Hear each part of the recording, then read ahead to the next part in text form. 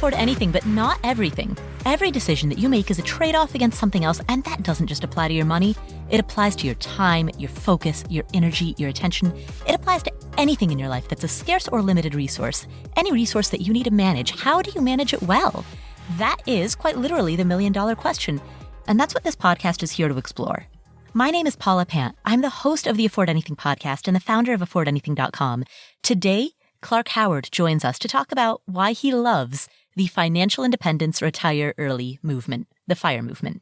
Clark Howard is also one of the most famous names in personal finance. He has published 10 books, many of which are New York Times bestsellers. His book, Living Large in Lean Times, hit #1 on the New York Times bestseller list. His website gets more than 50 million views a year.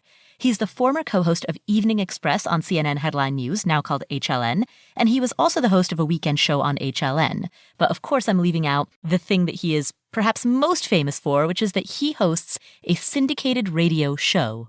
It's called The Clark Howard Show, and it airs in hundreds of radio markets across the nation. This is Clark's second time on this podcast. He was a guest in episode 47, which we'll link to in the show notes, and in that episode, he shared his fascinating backstory. He began investing in real estate at age 22, he started his own company at age 25, and he sold his company, which was a travel agency, and retired at the age of 31. So Clark reached FIRE before it was called FIRE. He reached FIRE when he was 31 years old. He sold his company, he moved to the beach in Florida, and for about 4 years, he did very little. He enjoyed that stereotypical retirement of hanging out on the beach, doing not very much. He shares that story in episode 47, so go listen to that if you want to hear the details about his backstory. But of course, after 4 years of hanging out on the beach, he came out of retirement and he started his second career as a radio host and best-selling author. What's amazing about him is that he walks the talk, and he has become very successful, very wealthy, while leading with a service-oriented heart. During Hurricane Katrina, he volunteered with a team that did medical evacuations. And after September 11th, he joined the Georgia State Defense Force, which is an unpaid, unarmed volunteer component of the State Department of Defense. He has sponsored the construction of 74 houses through Habitat for Humanity and sponsored a program that gives toys to low-income children. He's helped more than 150,000 children get toys at Christmas time. So he is really a perfect example of life after reaching FIRE. And in this episode, he's going to talk to us about what he loves about FIRE and what advice he would give to people who are interested in pursuing it. So here is Clark Howard.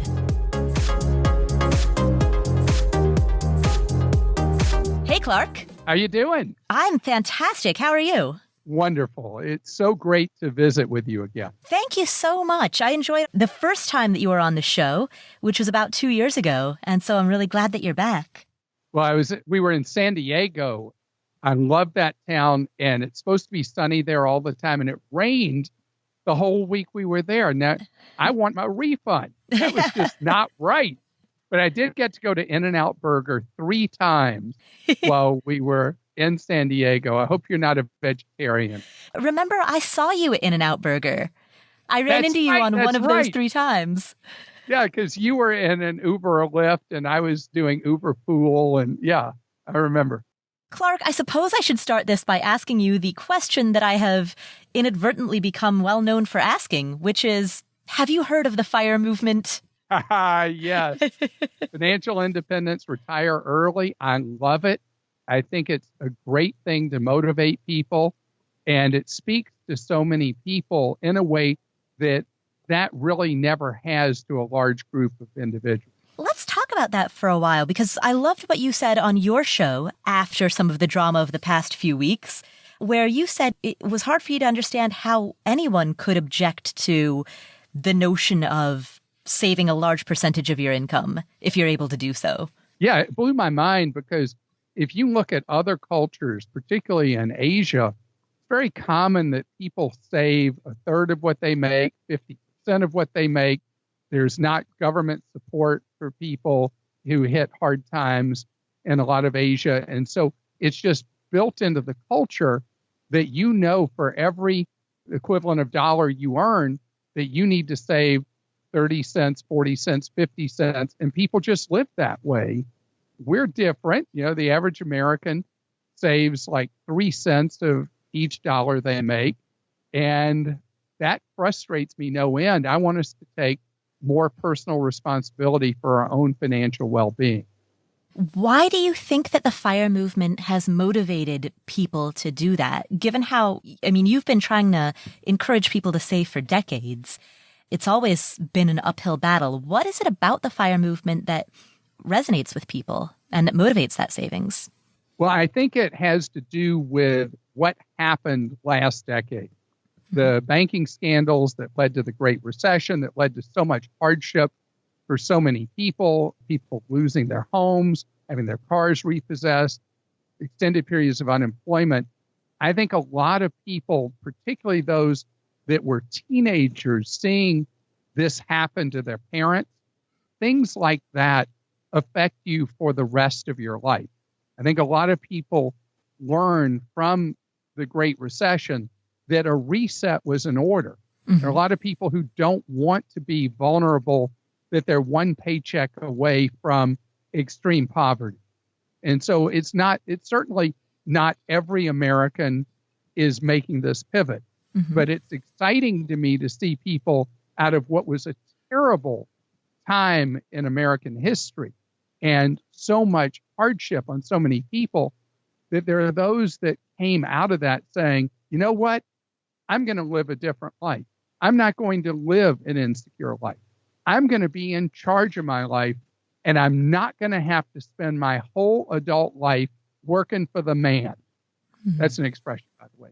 I've heard that recently. I recently became acquainted with that idea that it's the combination of the Great Recession followed by the ensuing bull market that has enabled the FIRE movement. Now, in your answer, you mentioned the Great Recession.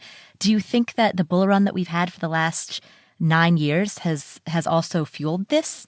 Only in part, because if you think about what I said with most Americans save only 3 cents of each dollar they make, it doesn't matter how much the market goes up if you're putting no money aside to grow. It's also true that people may be being a little unrealistic based on the fact that the stock market has quadrupled since 2009, that they think, oh, I'm just going to put this money aside. I'm going to extrapolate that I'm going to have these same kind of earnings for years to come. The easy earnings in the market are over for now. And so it goes back to the core that it's living on less than what you make is what creates financial independence. That investing is part of the picture, but it's not what creates the wealth alone. It's that you set out to live on every other paycheck, or that you're going to save 30% of what you make, or 40%, or whatever number. It's got to be a pretty big number if you want to create financial independence at an early age. But the magic of living systematically on less than what you make is at the core of what creates success, because it means even when you're not working anymore, accumulating that wealth, you need much less money to live on because you're living a more conservative lifestyle, a lower voltage, lower cost lifestyle. Is there risk, quote unquote, risk associated with that? The risk of living more frugally than you otherwise would have to? That's one of the criticisms that I hear of the FIRE movement is, are you going to reach your 60s and regret all the spending that you didn't do? I don't know anybody who's made happy by the possessions they have, but if you miss a lot of experiences that you would enjoy, maybe you've been too cheap with yourself. Because really experiences over our lifetime are what we treasure, what we hold on to. You look at when people post their artificial version of their lives on Instagram or other social media, it's always experiences they're doing. Nobody's taking a picture of the new TV they bought and say, look what I got. What they're doing is, look at this cool place I'm at. Look at this trip I'm on, whatever. It is experiences and time with people that creates the joy in our lives. And I don't want you to live, like sometimes I'll talk to somebody who's being so extreme with their frugality.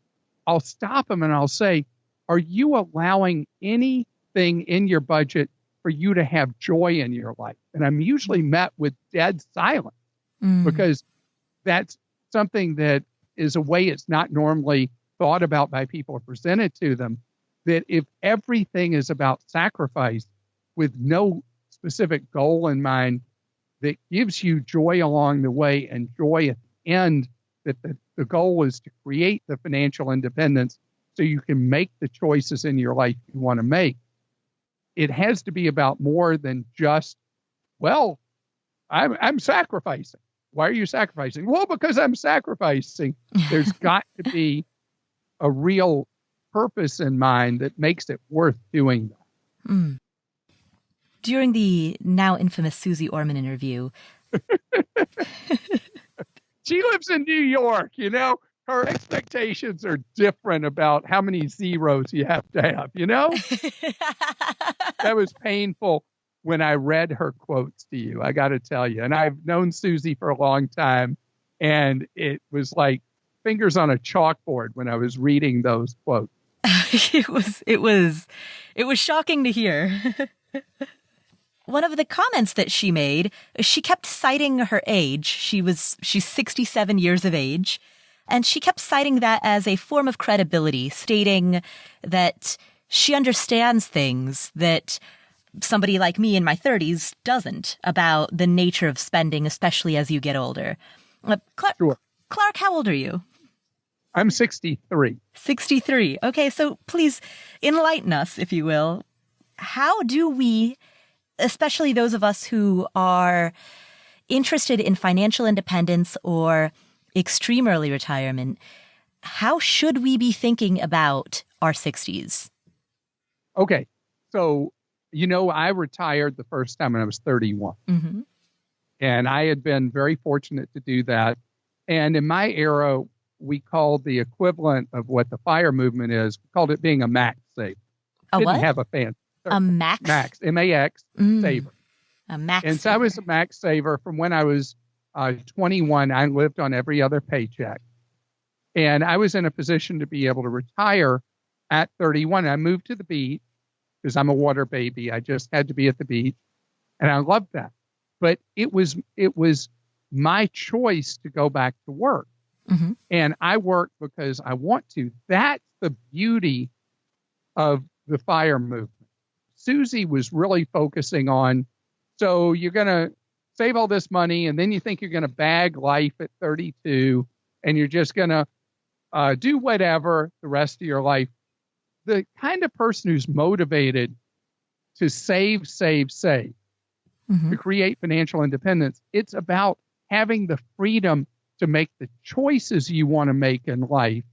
It's not necessarily, although for a small number of people it may be, that they're going to bag work at 32 or 34, 41 and never work again. That's usually not somebody who's industrious enough that they saved enough that they were able to create the independence financially. That's really what it's about. And retire has all different definitions. So it may be that maybe you were working in a corporate America job and you were saving money like crazy. And what you really want to do and what you really love is Pilates. And you'd like to be a Pilates instructor. And you never could have made the money being a Pilates instructor you could in corporate America. But because you saved so much and created financial independence, you bag the corporate job and you go teach Pilates or whatever it is. And so the money is not the central goal. The money is creating the independence to do what you love as an avocation and potentially as a vocation. Do you think it would be accurate if, in the FIRE context, retirement was sort of another word for a well-funded career change, or does it go beyond that? I think it's fine to call it FIRE because there are people who, I mean, I consider myself to have been retired once, even though I worked. I retired and I goofed off and I didn't really work in any significant way for 4 years after I retired. And I went back to work because it was fun to work. And when it's not fun anymore, I won't work. And so after not really working for 4 years, I only worked because I wanted to. And to this moment, 63 years old, I work a lot, but I only do work that brings me joy. And any money from it is just almost irrelevant because I created the financial independence when I was so young that I really never had to work. So when you talk about FIRE and you're looking at it from the Susie Orman prism that, yeah, this financial independence part, okay, but the whole thing of retire early, that's bogus. It's not bogus because maybe in the way Susie was looking at it, it made sense to her. But to me, retire early means that you created freedom for yourself. And you created the ability to do what you wish with your life. And whatever that will be. One of the issues is health. And at 67 for Susie, 63 for me, that's an issue. How do you handle health if you retire really early? And that's something that in our American system, we don't have well thought out, how people provide for their health, how they do insurance and all that. So that is a question mark how you do it. I have cancer. I was diagnosed almost 10 years ago. I'm, in many ways, historically, I would be uninsurable. So that is a factor that I have to deal with. But it doesn't negate the fact that I created independence in my life and I work doing what I love. And if I don't want to work, I won't work either. Tell me about how you handled that and how you recommended people handle that. You had cancer. If that was 10 years ago, that was before Obamacare. Health insurance had the pre-existing condition. So I was 53, and with my radio show, I've always been able to get benefits through one of the big radio companies. So I ended up with something that, with cancer, I was not having to worry about how I was going to be insured. And looking forward, we may have an issue with pre-existing conditions, people being covered for those. There's so many uncertainties in life. You can't account for every possibility, and don't allow worry about how you're going to get health coverage or something like that to keep you from the goal, from the target. The target is to create breathing space in your life, to create financial independence. And to do that, if you've really come into the whole idea of the FIRE movement based on the run-up in stock, I want you to really step back from that and know that you've got to do the hard work. It's got to be about you saving a huge amount of what you make, and you cannot count on stock market gains being what's going to fund that financial independence or the ability to retire early. It's got to be habits built on you living a more frugal life and living on substantially less than what you make. And the power you get out of that is huge. When you create the freedom in your life to save enormous sums of money, it creates freedom from fear. Let's say you're working at a place where people are facing layoffs. There are rumors of layoffs. Even in a strong economy, people get laid off all the time. If you have been saving a huge amount of money, you're not afraid about where you're going to make that rent payment from or pay that mortgage or make a car payment or whatever, because you have been living your life where you're living in a way that you're not creating financial insecurity. So do you see FIRE as the next progression as you move from financial insecurity to stability and then to freedom? Yeah, whatever you call it, and I love the coin phrase FIRE because it's so easy for people to grasp that the idea, the goal is not easy to achieve. It's like for people that are overweight and aren't exercising, that taking on that dual thing of starting an exercise program, watching what you eat, losing weight, getting to where you got healthy blood pressure and all that. Those things aren't easy, and this isn't either. But the results are so valuable. And that's why I encourage you, even if you start to try to live a more frugal life and you fail once, you try again, you fail twice, you stay at it, because lowering the anxiety and financial pressure in your life I can't even put a price on it or a value on it. It's so great for your mental well-being and even your physical well-being. Because so many people report enormous layers of anxiety when they owe people money that you eliminate when you don't owe anybody any money. Absolutely. Yeah, and you know I despise debt. I don't carry any debt of any kind, and it has served me so well all through the decade. Absolutely. I love your story. The first time that you came on the show, we talked quite a bit about your personal story, how you started a travel agency when you were 25 and sold it by the time you were 31, and that was what allowed you to retire early. Would you recommend that somebody who wanted to reach financial independence or become FIRE, would you recommend that they also take an entrepreneurial route the way that you did? Most of us are not wired to be entrepreneurs, but if you are an entrepreneurial personality, you have to take a lot of risk, but you also have to love running your own business. And I do love that. It's just core to who I am. And there is no one path to creating that breathing space in your life that will ultimately lead to financial independence. I just got lucky because I was hitting all the check marks without even realizing it, and hit a point by 31 where I was on easy street forever. I mean, how great is that?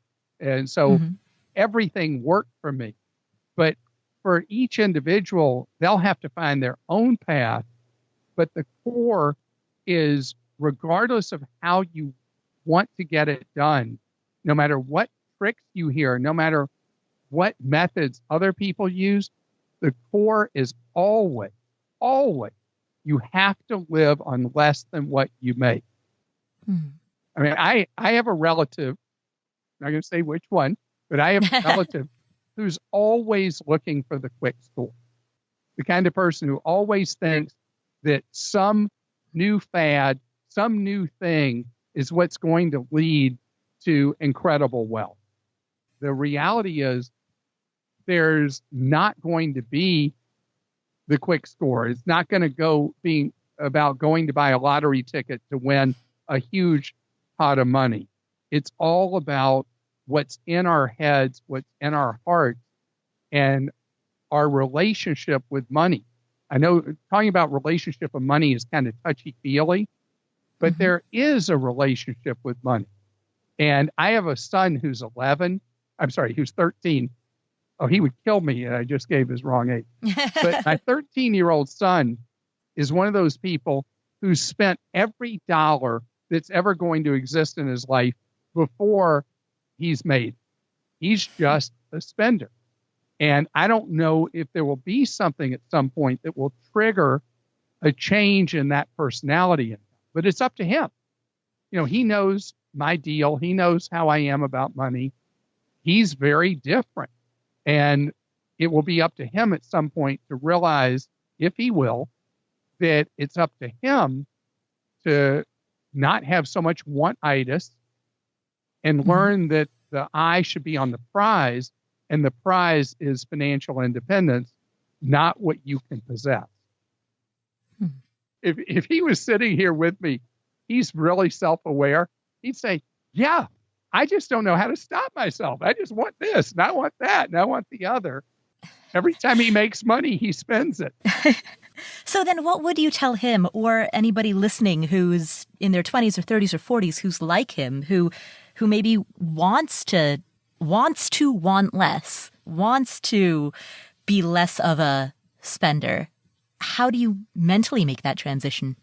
Well, it's the reason why I said losing weight or eating better are two things that almost all of us know we should do, but we just can't seem to bring ourselves to do.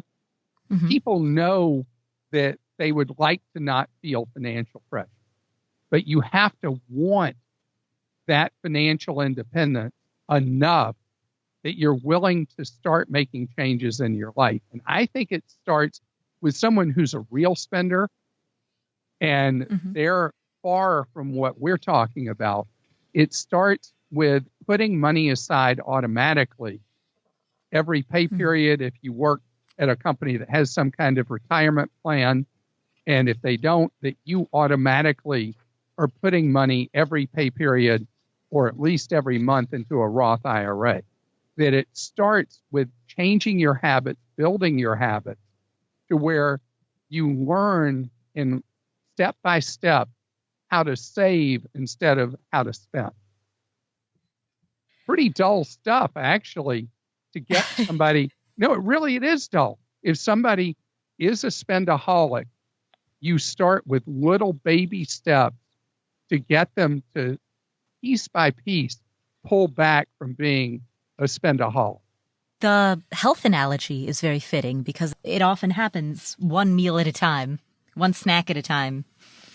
Exactly. And you didn't know me then, and you probably don't know this, but I used to weigh substantially more than I do now. I weighed 40 pounds more than I do now. I didn't know that. Yeah, I'm 175 pounds now. I'm 5'11".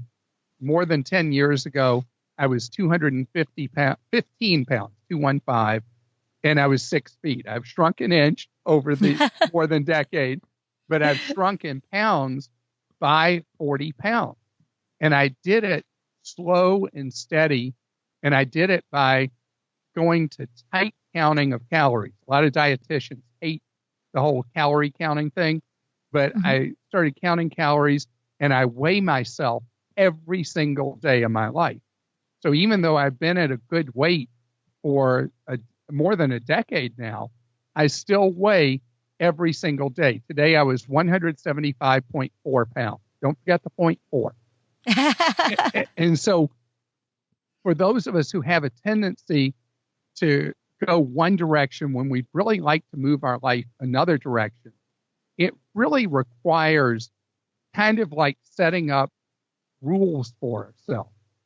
And don't try to do too much at once, but take on one goal after another, micro goals, I guess you could call them, so that ultimately you get to where you're achieving the goal you really want. For me, it was to be much more fit because I love athletics and to be able to engage in those a lot more and to generally be healthier and like what I looked at in the mirror. For other people, let's say it involves the stuff we're talking about with money. If you are in a place where you're kind of shaming yourself about how you handle money, try to take on little teeny changes that are measurable and move those along. Because you can't go from where you're a spendaholic to where suddenly you're financially independent. Right. It requires a lot of small steps along the way. And changes. You have to be flexible, particularly if you want to be part of the FIRE movement. How you're going to achieve success may change over time. You know, people who, during the real estate bust last decade, had the guts to start acquiring rental property. A lot of those people who had lived on less than what they make, had money available when bank loans weren't really available, bought properties, have seen enormous increases in wealth since. So you build the base with the money you save that then makes the opportunities you can seize on available to you. And those opportunities change over time. Right. That's exactly what I did. And that was what set me up for having a very good life in my 30s. Isn't it great? You accomplished so much in your 20s that now created the opportunity for you to teach others and to live the life you want to. And you can do that for the rest of your life because you built the fundamentals up front. One of the points that Susie brought up is that there are often extreme black swan, I shouldn't say there are often extreme black swan events. By definition, they don't happen often. But there could be extreme black swan events, a permanent disability, or a loved one who suffers a very prolonged terminal illness that requires round-the-clock care. How does a person, really any person, whether they're FIRE or not, how does a person prepare for those types of events, financially speaking? Well, you know, life always throws curveballs. And so you said fire or not. I want to address it both ways, because if you're part of the fire movement and you're living on less than what you make, you've created more space in your life to be able to deal with an emergency that would happen, let's say in a family or with a loved one, and you're called upon to be the one to pitch in and help, or you are the one able to pitch in or help because you've been on this path towards financial independence. But as part of that, I like for you to make sure you have proper insurance of various types. And having proper insurance is something that is so overlooked and does not generally take a lot of resources away. And that's whether you're working or you're not. Some of the insurance products are harder for you to be able to claim against if you have fully, completely retired. As an example, disability insurance. But often it's not your own disability, it's the disability of someone else where you're stepping in to help. In most cases where somebody has to deal with a tragic circumstance going on, or an emergency, a health emergency or whatever, they're already living on fumes. And it's an event that is catastrophic financially, in addition to dealing with the human aspect of it. So having built financial space in your life and going on a path towards financial independence really does help with the unexpected event. What types of insurance do you think a person should take out? You mentioned long-term disability. Do you think also long-term care? Long-term care is something that I punt for someone's life till they're in their late 50s or early 60s, because there's so much life between where most of us are age-wise and the point where it becomes really a priority to worry about long-term care. If there are others that depend on you, having term life insurance is a high priority. Very few people have it. And if you're in a relationship with a significant other, you're married, whatever, you got to have a will. So many people die without a will, and so many people now live together without being married to their partner. If you don't have a will, that person gets squeezed out, and squeezed out hard. And so family that someone may not even like gets their stuff instead of the person they've devoted their lives to. So there are simple check marks of things that aren't hard to do, don't take a lot of money, don't take a lot of time, but let's face it, are kind of boring. But taking care of those boring items can be essential at certain moments of your life. One other thing I'll mention, and I hate to mention this one too, but I got to, is making sure you have a healthcare directive, especially if you live your life with someone you're not married to. You want that individual to be your messenger and be the representative who's there to carry out your wishes. And these forms are generally state-specific, usually official forms.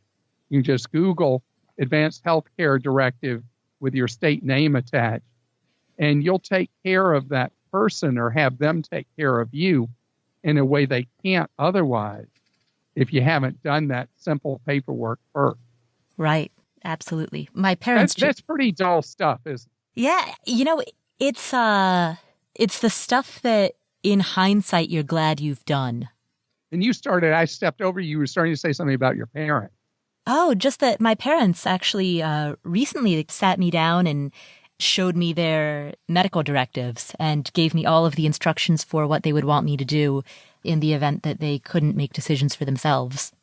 My mom, when she was alive, I sat down with her while she did her form, and I didn't know what my mom really wanted.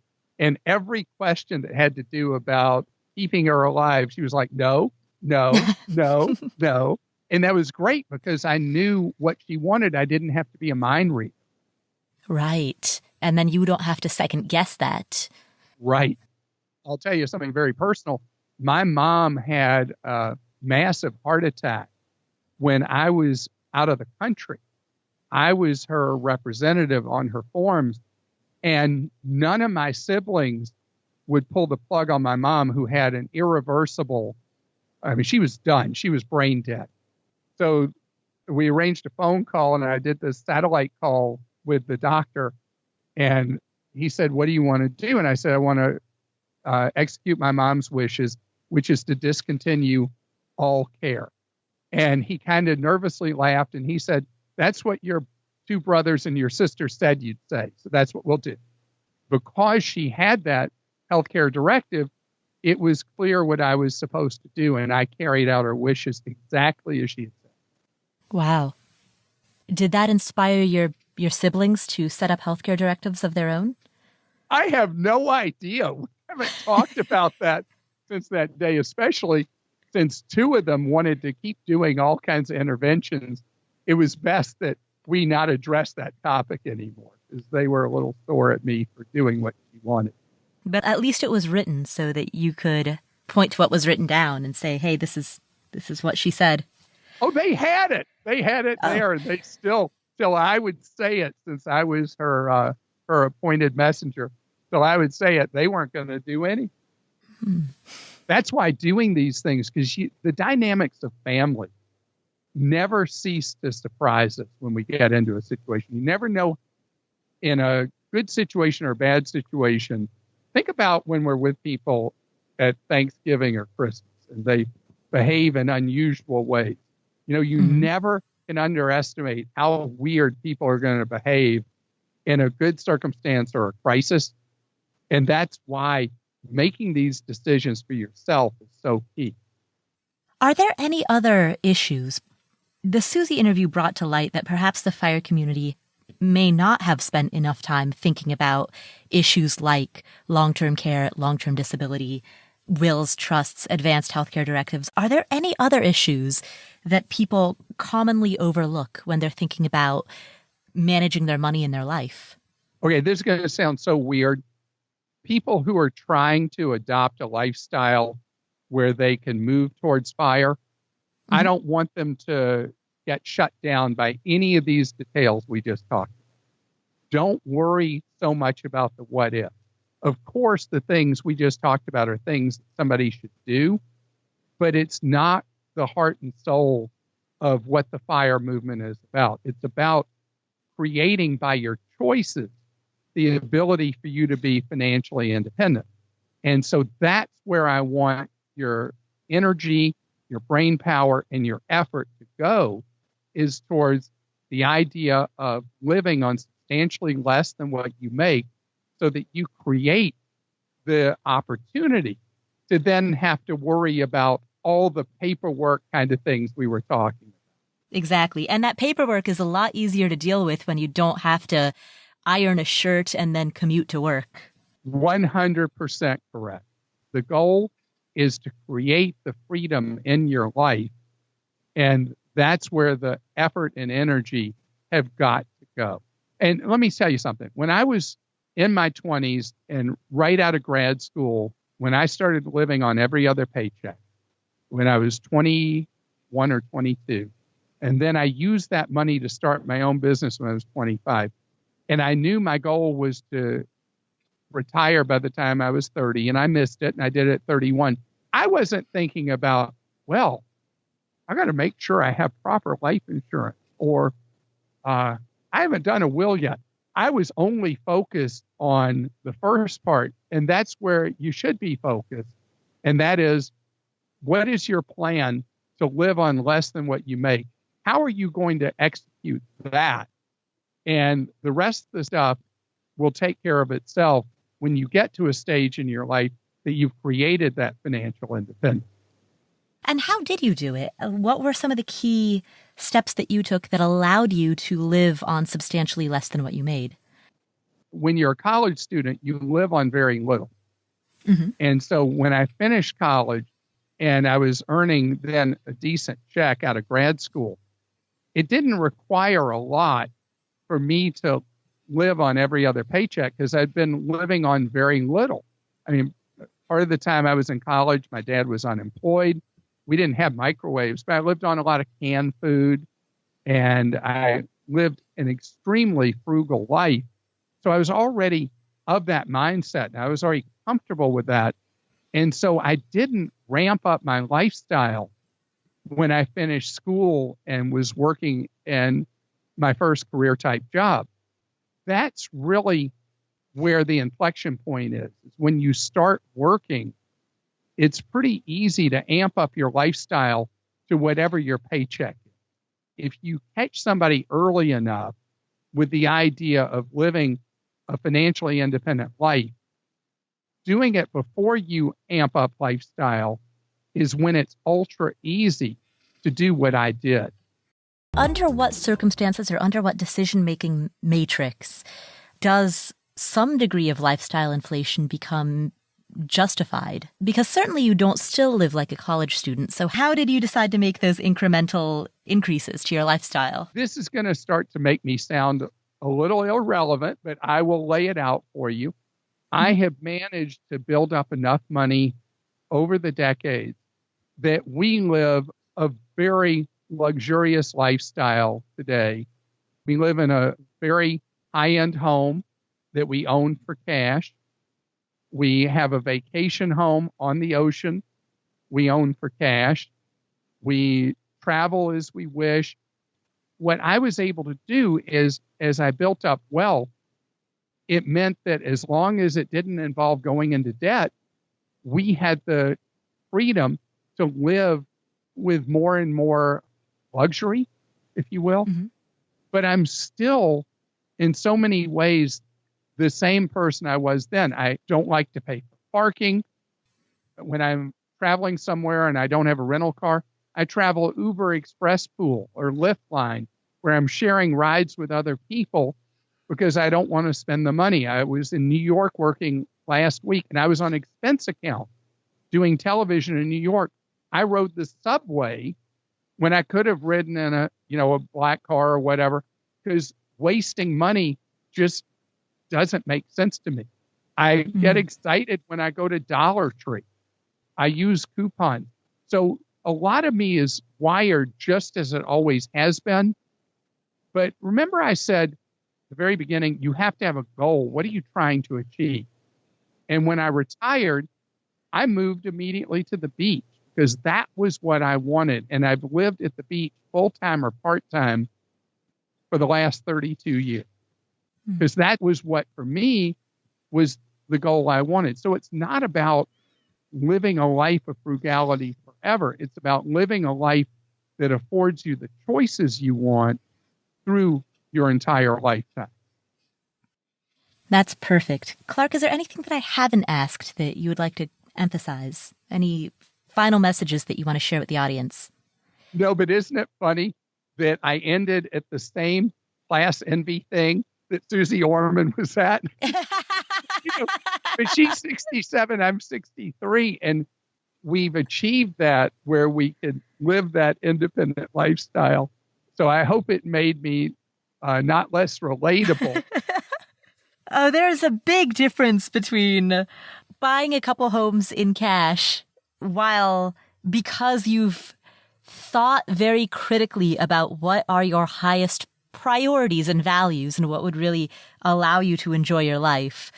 What you've done is you've identified what's important to you, you spend your money there, and then you also identify what's not important to you, and you don't spend money there. So even on an expense account, you'll ride the subway. As we covered at the beginning of this interview, when we were in San Diego, you went to In-N-Out Burger 3 times, where you easily had the money to go to some fancy Southern California restaurant, but you prefer In-N-Out Burger. Why wouldn't you eat there? Exactly. And we're flying to California tomorrow, and 5-hour, 15-minute flight. Mm-hmm. And we're going on Southwest because it was the cheapest.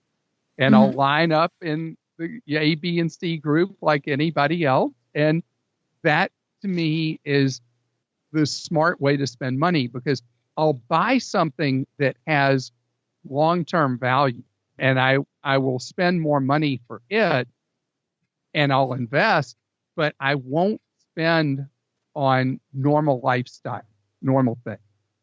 And people will come up to me all the time. It's so funny. I would tell you probably 2 out of every 3 flights I go on, somebody comes up to me and says, I can't believe you're sitting here in coach. And I always give pretty much the same response. I can't believe you don't know me well enough to know that I would be sitting in coach. Absolutely. Absolutely. I remember, Clark, when we met in San Diego, one vivid memory that I have of you was you had your merchandise, like hats or various other items with the Clark Howard logo on it. And I remember at the end of the conference, you gathered up the stuff that hadn't been taken. And you personally did this. You personally gathered the stuff that hadn't been taken and repacked it so that it wouldn't get thrown away. It wouldn't go to waste. So true. That is a true story. And we handed out those hats that we had not given out at the conference. We handed them out at so many different events. That way, we were able to spread the word so many other ways instead of looking at it as disposable money. My money is never disposable. Right, right. And it was such a perfect example of the way that you walk the talk. I mean, the monetary value of those hats that you gathered up, I imagine couldn't have been more than $30, maybe $50 at the most. No, they were sadly more money than that. Okay. Well, even if it was 200 or 300, depending on the number of hats that were remaining, you weren't going to just let that go to waste. Oh, and by the way, if they had been only $20 or $30 worth of hats, I still would have collected them and brought them back. Exactly. So a lot of people think that this is a shtick. It's not. I mean, it's who I am to my core. Oh, yeah, I certainly got that from talking to you. You also mentioned something about you'd made arrangements for your own, was it that you made arrangements for your own cremation or your end of life? Something about funeral expenses so that your family wouldn't have to pay for funeral expenses. Yeah, donating my body to science so that then there's no funeral cost. Yes, I remember that. You made arrangements to donate your body to science so that your family wouldn't have to pay for funeral costs. And hopefully all my vital organs will be good enough, at least my eyes, to transplant into people so that other people will have hopefully the gift of life or the gift of sight. Absolutely. It's a win-win. Right. Well, thank you so much, Clark. That's one of the things I love about you is how authentic you are and how you live frugality, but not frugality in a vacuum, frugality in the context of your personal priorities. Exactly. I got to tell you, you made a great impression on me, and I'm glad I made a great impression on you. And we're both of like mind, and being genuine is a currency that is so valuable. And you're so lucky that that's who you are and that's what you have. And you got that brilliant mind of yours. So all that's going to serve you so well over time. Thank you so much. I really appreciate that. What are some of the key takeaways that we got from this interview? Here are 4. Number 1, we are social creatures. Our attitude and behaviors towards savings is very culturally influenced. The level of savings that we consider to be normal is highly influenced by the culture around us. If you look at other cultures, particularly in Asia, it's very common that people save a third of what they make, 50% of what they make. There's not government support for people who hit hard times in a lot of Asia. And so it's just built into the culture that for every equivalent of dollar you earn, that you need to save 30 cents, 40 cents, 50 cents, and people just live that way. So how do we apply this knowledge to our lives, given that the majority of people who listen to this podcast live in the United States, which does not have norms that are heavily around saving? It does not have a culture of saving or a culture of debt aversion. How do we apply this knowledge? Well, you might have heard the quote by Jim Rohn that you become the average of the 5 people that you spend the most time around. You can influence the cultural forces that apply to your own personal life. So if you want to save more money, if you want to avoid debt, if you want to invest more or become entrepreneurial, surround yourself with people who encourage that mindset. That's why it's so important that FIRE become a thriving subculture. And that's why it's so important that we as a community interact with each other, both online and in the real world. This is where we have an opportunity to create a culture or a subculture around reaching financial independence. So that is key takeaway number 1. Key takeaway number 2. A bull market is irrelevant if you're not saving and investing. Most Americans save only 3 cents of each dollar they make. It doesn't matter how much the market goes up if you're putting no money aside to grow.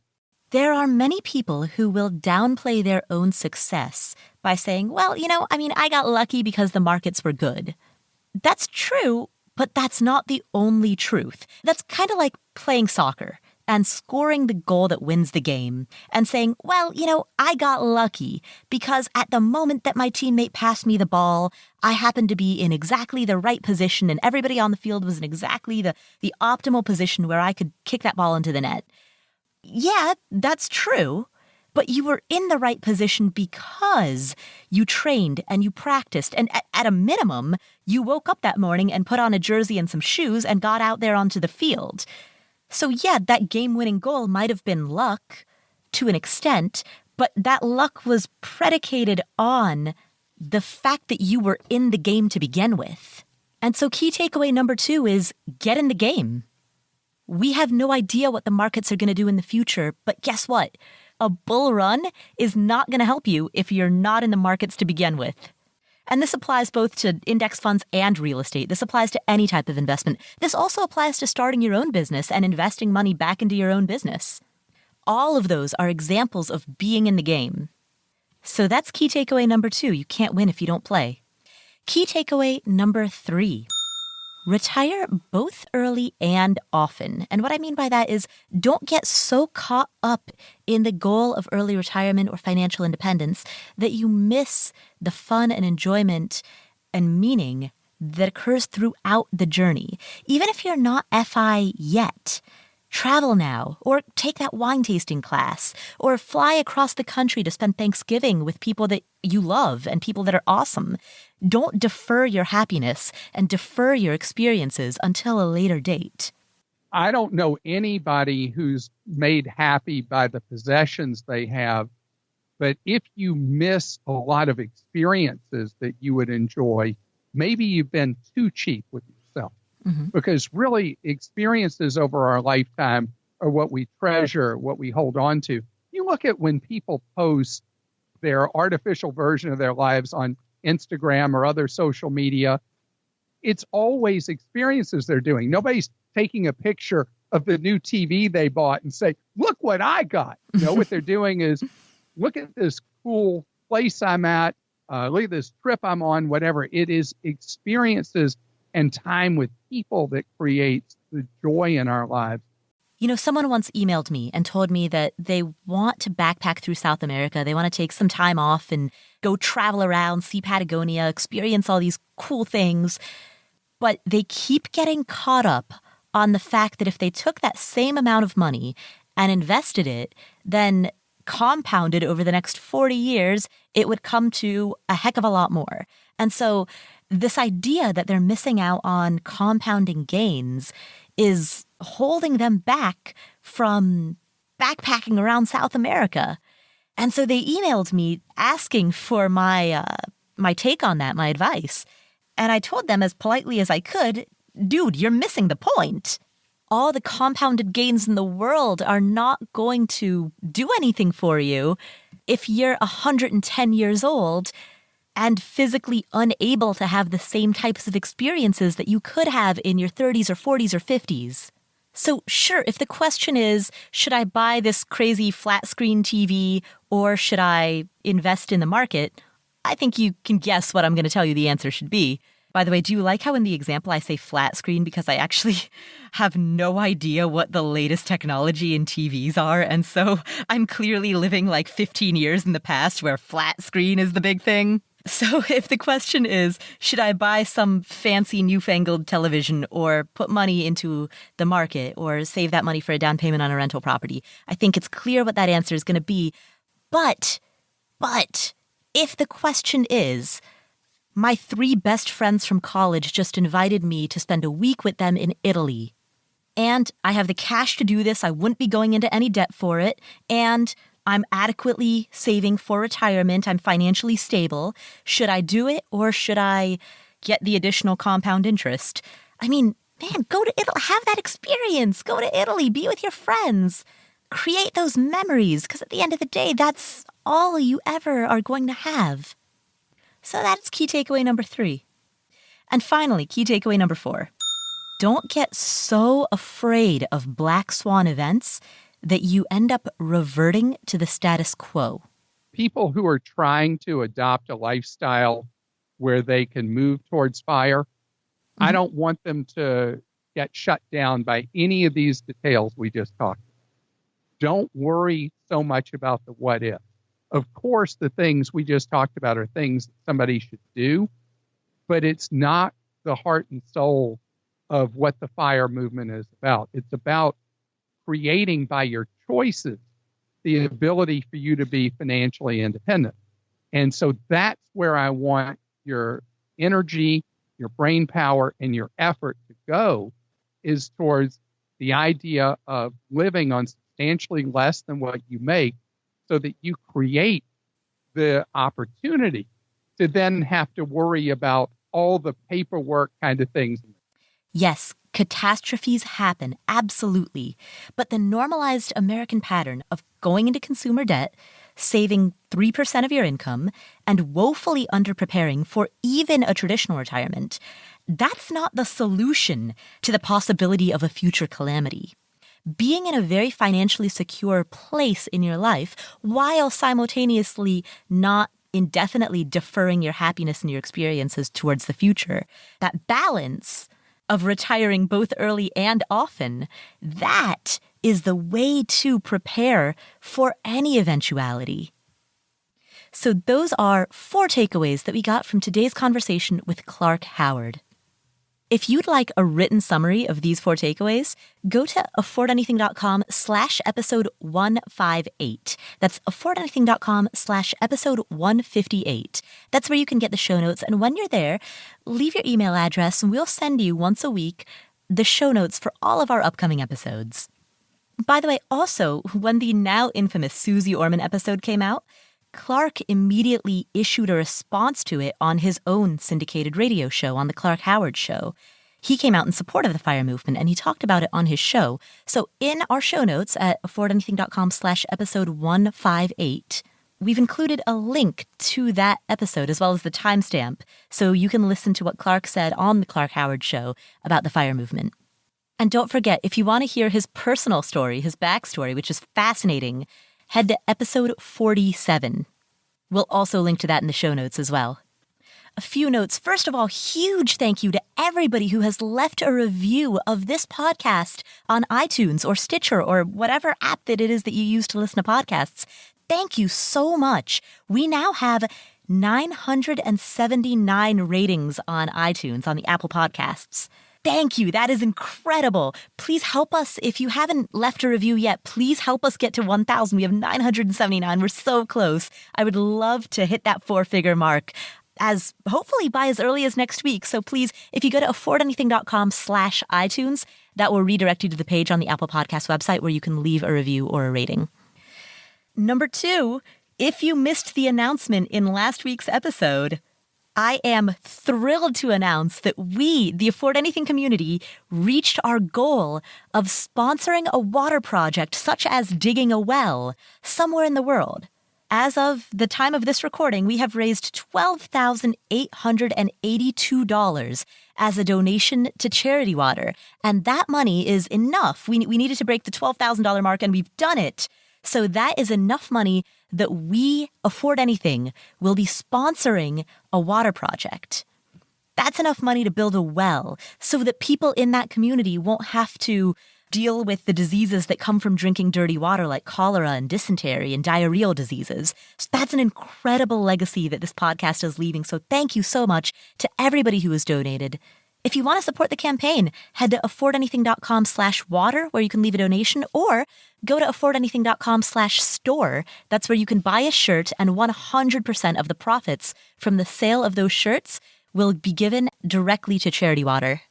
Coming up on future episodes of the Afford Anything podcast. Well, first, I'm afraid I have a little bit of bad news. Now, if you remember in a previous episode, I mentioned that I was going to be interviewing my good friend Patra. She and I met while we were traveling. We met back in 2009 in Indonesia.